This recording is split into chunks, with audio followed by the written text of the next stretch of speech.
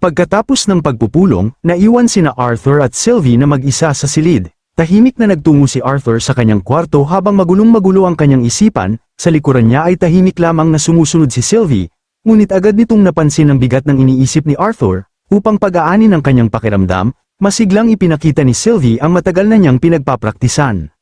Binalot ng kulay ube na liwanag ang kanyang mga paa habang ipinagmamalaki niyang kayanan niyang baguhin ang kanyang kaliskis upang maging iba't ibang kasuotan. Habang umiikot at tila sumasayaw sa harapan ni Arthur, kitang-kita ang excitement sa kanyang mukha. Dahil doon, bahagyang napangiti si Arthur at interesado siyang nagtanong kung ano pa ang kaya nitong gawin. Ipinaliwanag ni Sylvie na nakatuon siya sa pag-aangkop sa kanyang bagong anyong may dalawang paa. Aminado siyang hindi pa siya sanay sa pagiging hindi matatag ng mga binti nito. Ngunit ngayon ay naiintindihan na niya kung bakit mas pinipili ng mga Azura ang ganoong anyo. Namangha naman si Arthur habang nakikinig. Sa isip niya, kahit libu-libong beses na silang nag-usap ni Sylvie sa pamamagitan ng kanilang isipan, iba pa rin pala ang pakiramdam ng simpleng pag-uusap ng ganito ng harapan. Nagpatuloy si Sylvie sa pagpapaliwanag na mas madali raw manipulahin ang mana at maging ang Aether sa anyong yun kumpara sa iba niyang forma. Dahil dito, agad naalala ni Arthur kung bakit mas pinipiling magmukhang tao ng mga Indrith kaysa manatili sa anyong dragon. Dahil sa kanyang kuryosidad, tinanong niya si Sylvie tungkol sa tunay nitong kakayahan ngayon na tuluyan ng nabasag ang selyo sa kanyang kapangyarihan. Ipinaliwanag ni Sylvie na bilang miyembro ng angka ng Indrith na gumagamit ng Aether, karamihan sa kanyang kakayahan ay nakatuon sa pagpapalakas ng sariling katawan. Kasabay nito, nagpakawala siya ng matingkad na puting liwanag na agad pumuno sa silid. Dagdag pa niya, kaya rin niyang maglabas ng napakalaking dami ng mana sa isang iglap. Bagamat halatang naguguluhan si Arthur sa lawak ng ipinapakita nitong kapangyarihan, lalo naman siyang kinabahan ng mas lumakas pa ang enerhiyang inilalabas ni Sylvie. Dahil dito, agad niya itong pinigilan at sinabing huwag nitong sirain ang silid, o mas malala pa, ang buong kastilyo. Napatawa lamang si Sylvie at pabirong tinukso si Arthur kung natatakot na ba ang makapangyarihang Lance sa isang maliit na babae. Hindi naman nagpatalo si Arthur at sinabing mahirap tawaging munting babae ang isang nilalang na may matutulis na sungay. Dagdag pa niya, madalas pa rin itong matisod sa sarili nitong mga paa kaya mas mabuting huwag nitong ilagay sa panganib ang lahat ng nasa kastilyo. Dahil doon ay agad pinahupa ni Sylvie ang kanyang kapangyarihan, maya-maya, mas naging seryoso ang kanyang tono habang sinasabi niyang natutuwa siya dahil nabasag na ang selyo sapagkat mas magiging kapaki-pakinabang siya sa mga misyon. Ngunit sa kabila nito, may bahagi raw sa kanya na tila hindi pa rin pamilyar. Ramdam niyang napakalawak pa ng mga kakayahang hindi niya lubos na nauunawaan.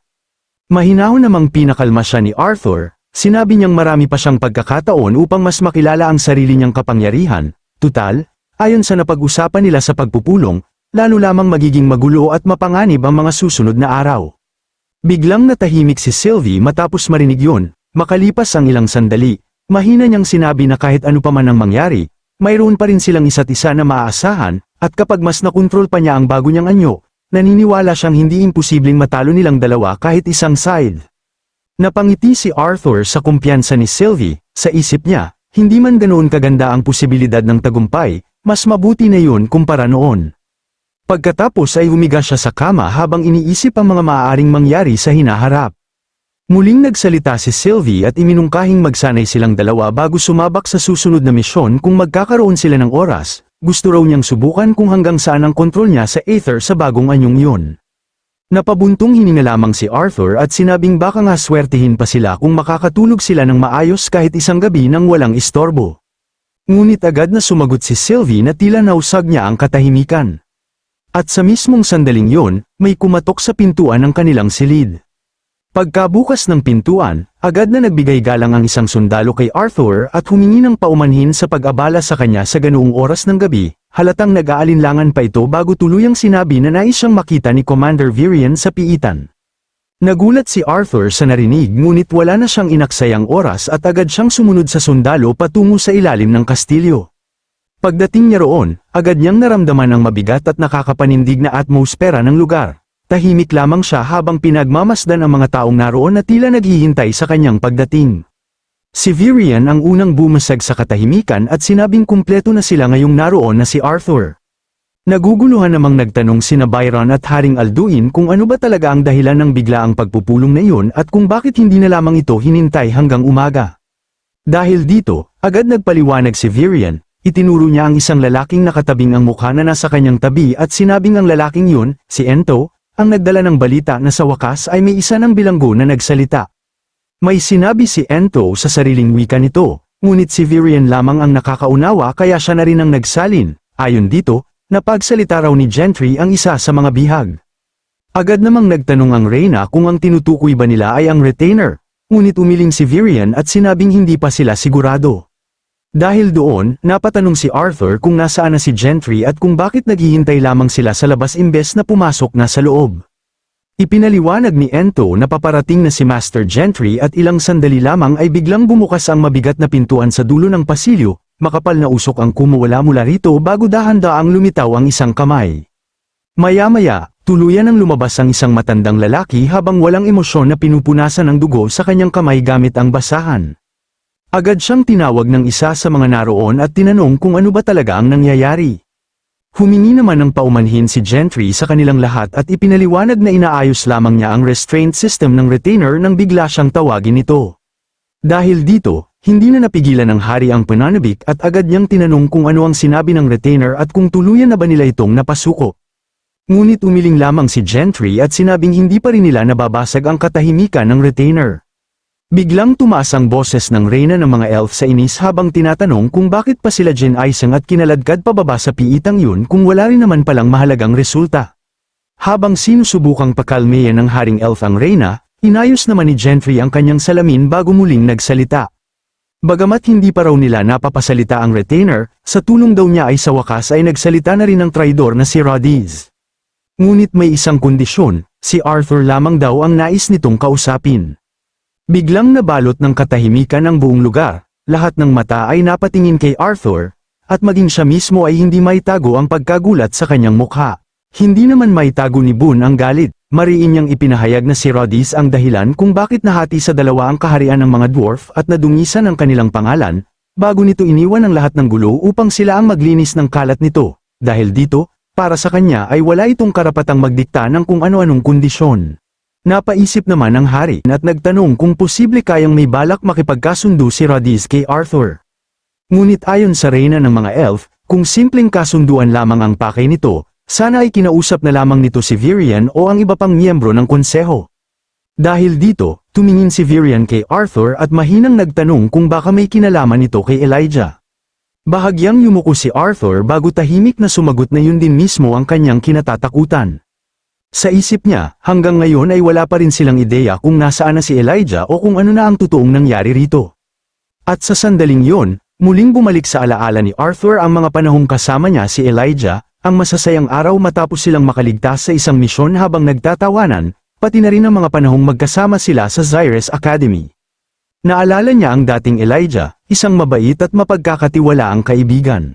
Natigilan si Arthur sa kanyang pag-iisip nang biglang umubo si Gentry upang makuha muli ang kanilang atensyon.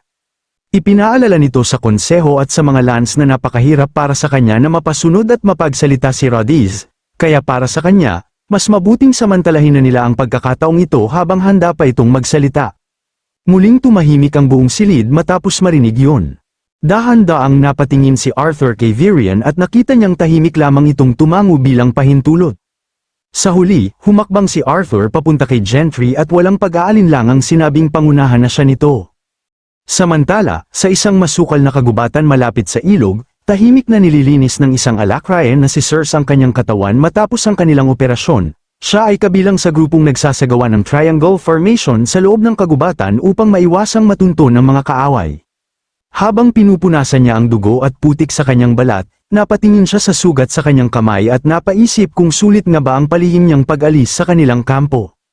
Para sa kanya, hindi naman siya nagpabeya dahil nag-ingat siya bago umalis. Naiintindihan niya kung bakit nag-aalala si Maeve, ngunit hanggang ngayon ay matagumpay naman nilang naiiwasan ang mga elf. Isa pa, paano niya raw magagawa ng maayos ang kanyang misyon kung punong-puno siya ng dugo at dumi? Ngunit habang abala siya sa paglilinis ng sarili, may kakaiba siyang naramdamang presensya mula sa kailaliman ng kagubatan. Kasabay nito, isang mahinang kalansing mula sa mga dahon at sanga ang kanyang narinig. Agad siyang napalingon at nakita niyang si Cole pala ang lumapit sa kanya. Nagulat at bahagyang nainis si Circe habang tinatanong kung bakit pa ito sumunod sa kanya at kung kaya pa ba nitong panatilihin ang barrier kahit nasa ganoong kalayo ito mula sa kanilang kampo. Nag-aalangang sumagot si Cole at sinabing hindi niya kayang mapanatili ang barrier ng mag-isa, sumunod lamang daw siya upang masiguradong maayos si Circe. Ngunit malamig lamang ang naging tugon nito, ipinaalala niyang hindi sila dapat naroon at kailangan na nilang bumalik agad sa grupo. Kapag nalaman daw ni Fane na pareho silang umalis sa kanilang pwesto, siguradong pagbabayaran nila yon. Kaya agad silang naghanda upang bumalik sa kampo, ngunit bago pa sila makalayo, biglang may kakaibang presensya na naramdaman si Circe sa likuran ni Cole.